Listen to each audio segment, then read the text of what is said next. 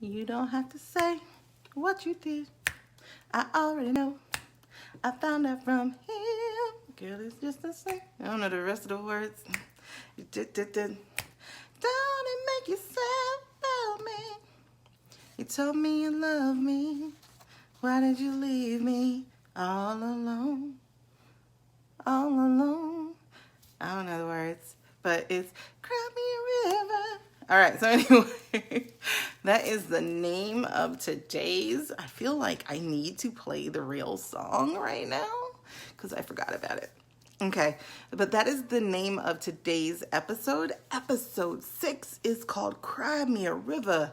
This is the Stop Stalling on Your Calling Observations of the Believer in Business series. We're on episode 6. This is like awesome. So hold on. Cry Me a River. Justin Timberlake. All right. So anyway, who am I talking to today? I am talking to the one who takes everything personal. And I'm laughing because that's me. It's Michael Myers, babysitter murders. I don't want to hear that. Ah, man. Don't change my song. I just don't want to watch the commercials. Okay. I'm going to turn it down. But it's been a while since I heard the song. All right. So the person who takes everything personal. And what I mean by that is if things are not going your way or people don't see things the way that you see it or there's any negativity that comes up against what it is that you're doing, where it is that you're going, etc. And that negativity can be the wall that you construct yourself. Actually, let me just cut that off. I'll just listen to it afterwards. That wall can be the negativity that you erect. That negativity can be the wall that you erect yourself. Like you put it in the way of yourself. Like, I don't do this. I can't do that. Or it could be the fact that somebody has some kind of redirection for you based off of the things that you are trying to do. Let me throw some light on this. Whew. I am the metaphor maven. I was just like, let me throw some light on this. Yes, let's shed some truth. Okay, so you shut down. That's who you are. You shut down. I wish I could draw this for you. Actually, I just so happen to have an extra sheet of paper. Okay, so here's the thing, right? The brain is an amazing place. So we're gonna put the brain here in the middle of this paper. So the brain looks something like that. Look, guys, I know my lane. This ain't it. So here's your brain, right? I'm gonna just go ahead and put that right there. Brain. Ooh. There we go. This is your brain. Oh, let me get all fancy technical. I can do this on Facebook, yo. BRAIN. Okay, I write like my son. Okay, so this here is your brain, right? And we protect ourselves. We protect ourselves by putting up this field, right? And so when things try to come at us, we try to keep things from penetrating, which is really interesting. Because when it's positivity that's trying to penetrate, we can deflect positivity so easily, right? If somebody tries to feed into your life with some positive stuff, we can deflect. We can go, ooh, yes. And then the first thing negative that happens, that must not be for me. And then we hold on to the negative stuff though, right? So that negative stuff can get right into our brain. Like it can just straight up hook into our brain. And if you consider the negative as if it was an arrow, as like I drew, arrows penetrate pretty easily, right? If you look at that, arrows penetrate pretty easily. But if it gets in there, if it gets all the way in your brain, guess what's going to happen? It's going to be hard to yank back out because it is not designed to be yanked back out. So the negativity, for some reason, we absorb negativity more than we absorb positivity, because the negativity that we absorb reflects back what we're telling ourselves. And so the minute something comes that's negative, we shut down because we knew that was what it was. We knew that was what was going to happen, right?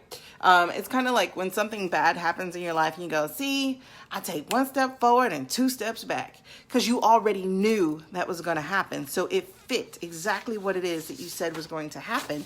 And therefore it verified your failure. It verified that you don't know what you're doing. It verified that you are not called to be here, right? Never mind the fact that you can't help but be who you are, because you really were called to be that, right? So you are the person who, if anything negative penetrates, it validates exactly what you told yourself. And so you take it personal and you shut all the way down. I know, because I have been that person. Anytime somebody's like, case in point, let's talk about this.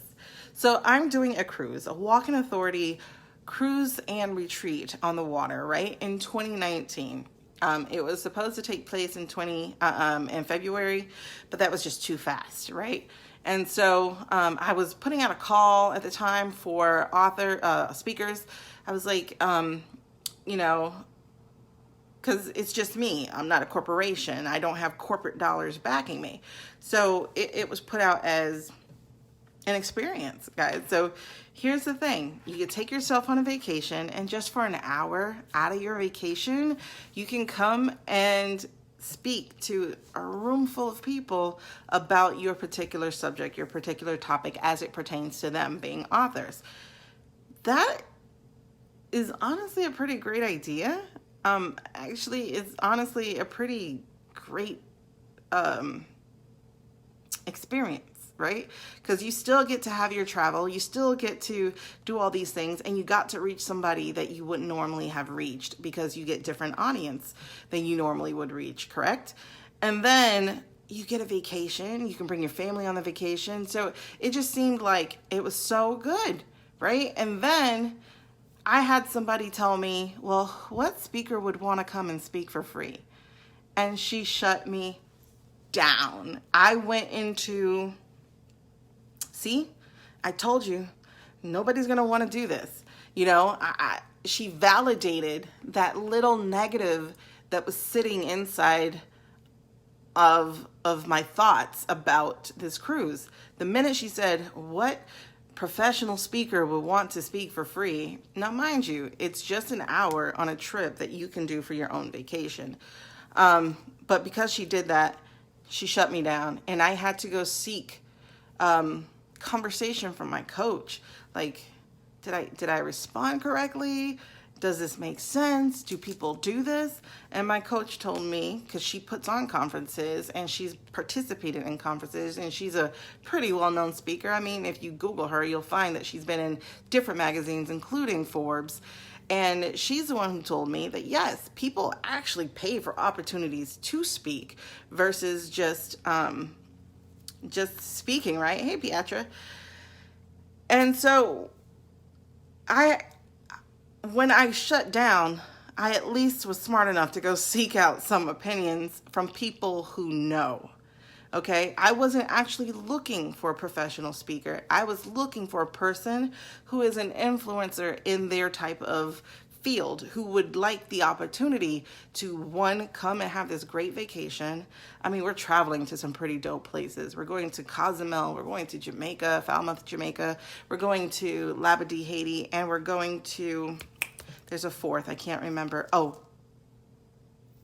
Cayman Island, Grand Cayman. So we're going to different places, and just for an hour of your time,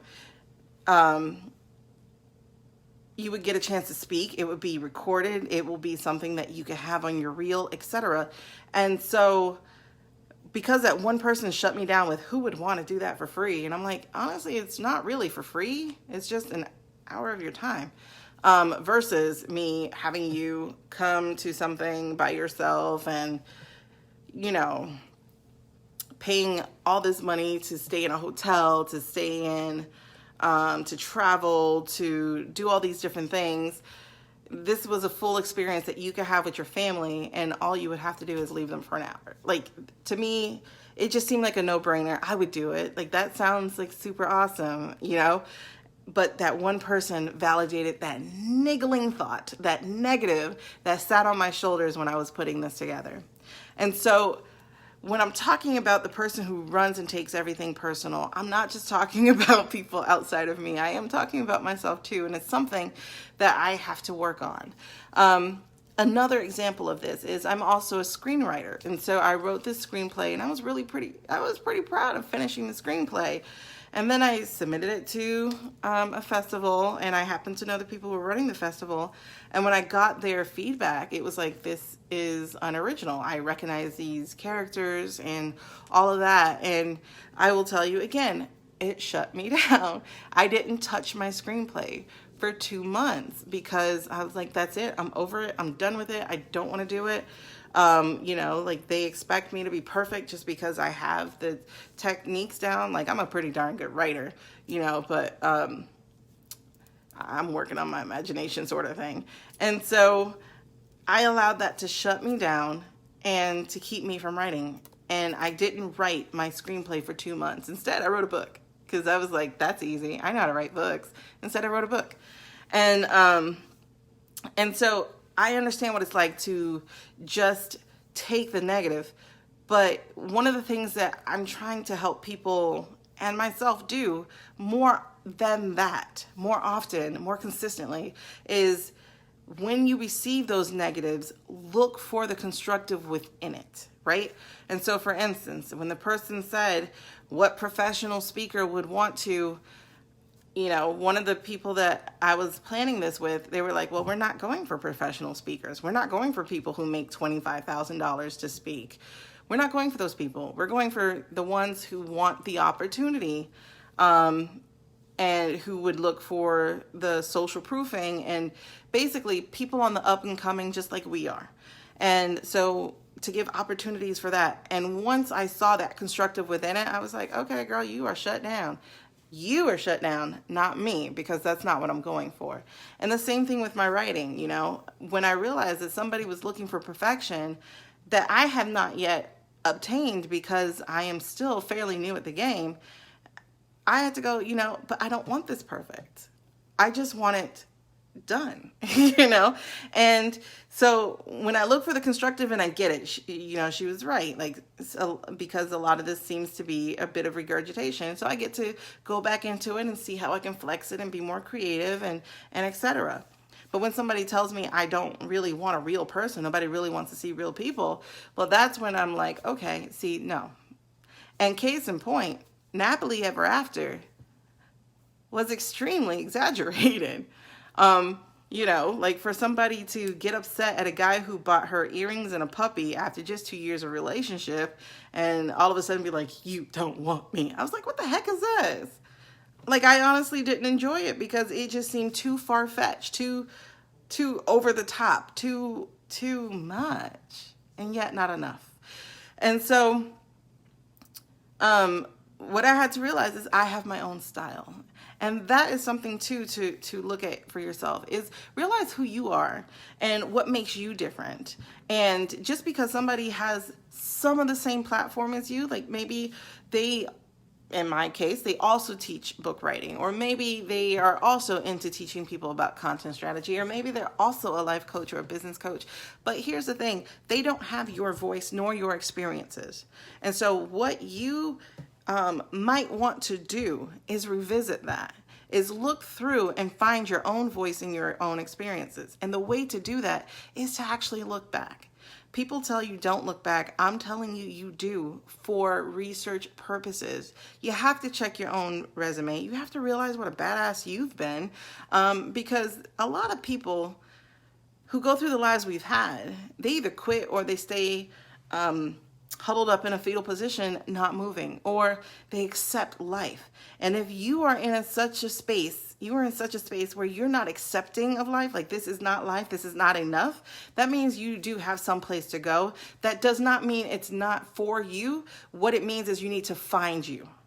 Okay, let's get that clear. Whew. That's it. It's not that.